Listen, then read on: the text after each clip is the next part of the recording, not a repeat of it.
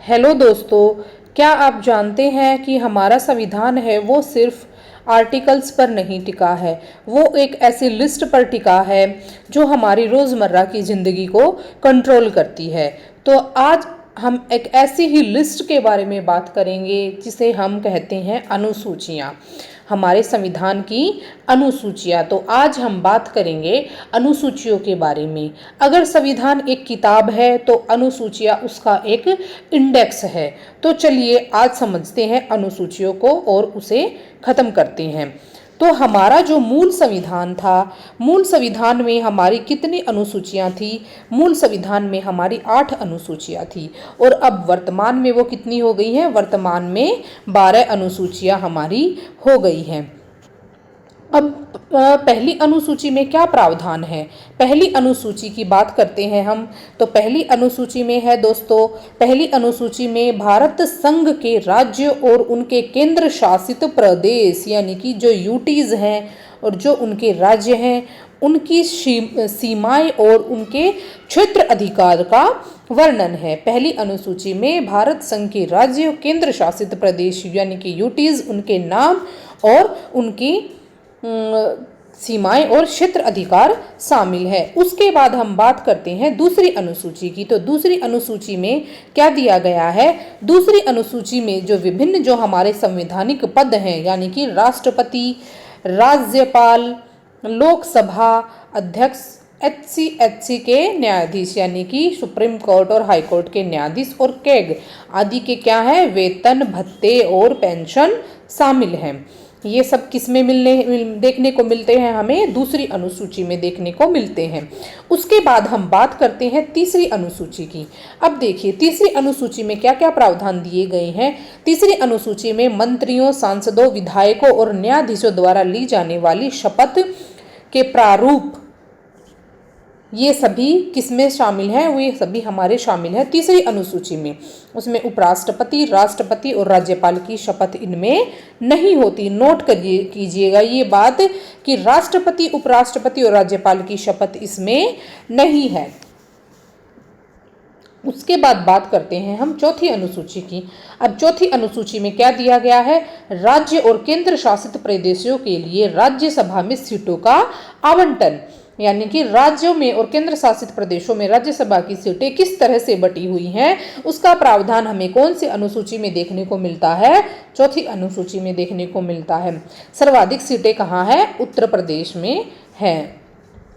उसके बाद हम बात करते हैं पांचवी अनुसूची की। अब पांचवी अनुसूची में हमारा क्या दिया गया है? पांचवी अनुसूची में दिया गया है जो शेड्यूल्स एरियाज होते हैं यानी कि अनुसूचित क्षेत्र और अनुसूचित जनजातियां यानी कि शेड्यूल्स ट्राइब, उनके प्रशासन और नियंत्रण के उपबंध कौन सी अनुसूची में दिए गए हैं? वो दिए गए हैं हमारे पांचवी अनुसूची में। वो हमारे पांचवी अनुसूची में दिए गए हैं।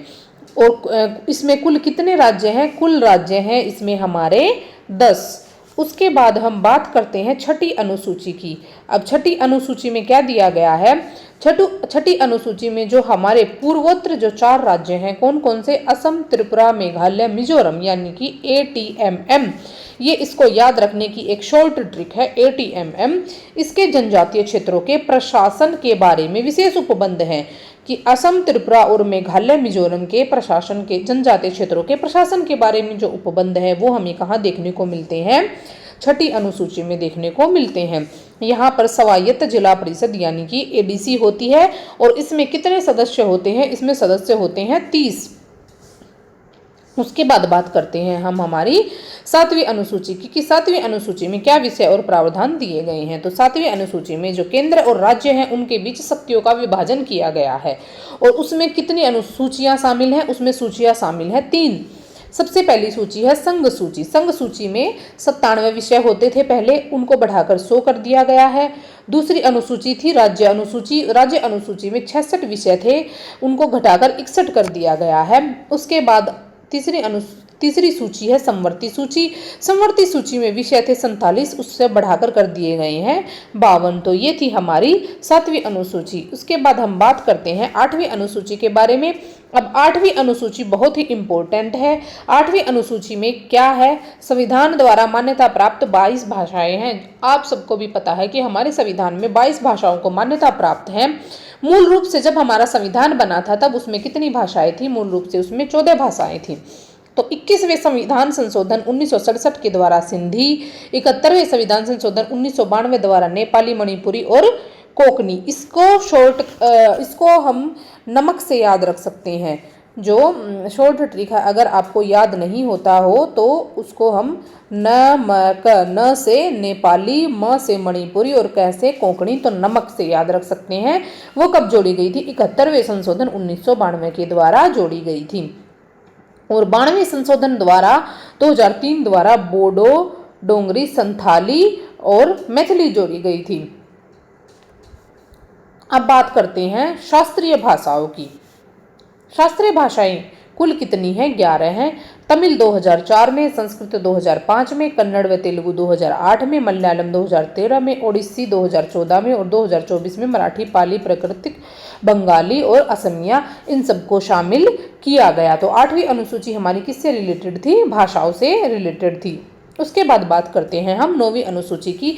अभी 8 सूची तो हमारे संविधान में मूल रूप से थी, 8 सूचियां तो हमारे संविधान में मूल रूप से थी, लेकिन जो ये 9वीं अनुसूची है, 9वीं अनुसूची को संविधान संशोधन 1951 के द्वारा जोड़ा गया था। जो पहला संविधान संशोधन हुआ हमारे संविधान में 1951 में, उसके द्वारा ये 9वीं अनुसूची संविधान में जोड़ी गई।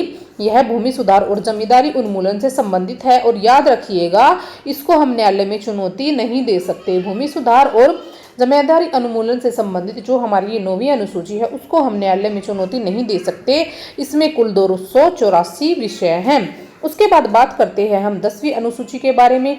10वीं अनुसूची जोड़ी गई थी 52वें संविधान संशोधन 1985 के द्वारा। इसमें दल बदल विरोधी कानून के प्रावधान है। ये किसमें है? हमारे 10वीं अनुसूची में। उसके बाद बात करते हैं हम हमारी 11वीं अनुसूची की। तो 11वीं अनुसूची में दोस्तों क्या दिया गया है? 11वीं अनुसूची 73वें संविधान संशोधन 1992 के द्वारा जोड़ी गई थी। पंचायती राज से संबंधित है। गांव में जो पंचायती राज होता है उससे संबंधित ये अनुसूची है। और इसमें कार्य करने के लिए कितने विषय दिए गए हैं? 29 विषय दिए गए हैं। उसके बाद आती है हमारी 12वीं अनुसूची। तो 12वीं अनुसूची में क्या विषय और प्रावधान है? 11वीं और 12वीं अनुसूची सेम ही है। 11वीं अनुसूची में गांव से रिलेटेड, पंचायती राज से रिलेटेड है, और 12वीं अनुसूची जो शहरी प्रशासन होता है उससे रिलेटेड है। तो 12वीं अनुसूची 74वें संविधान संशोधन 1992 के द्वारा जोड़ी गई थी। यह शहरी स्थानीय प्रशासन यानी कि नगर पालिकाओं से संबंधित है और इसमें कार्य करने के लिए 18 विषय दिए गए हैं। तो दोस्तों, मैं आशा करती हूँ कि आपको ये अनुसूची वाला चैप्टर समझ में आया होगा। सी ग्रुप की पोस्ट में, एग्जाम में इससे बाहर कोई भी क्वेश्चन नहीं जाएगा। तो आप मेरी वीडियोस के थ्रू रिवीजन करते रहिए। आशा करती हूँ कि आपके लिए ये हेल्पफुल रहेंगे। Thank you.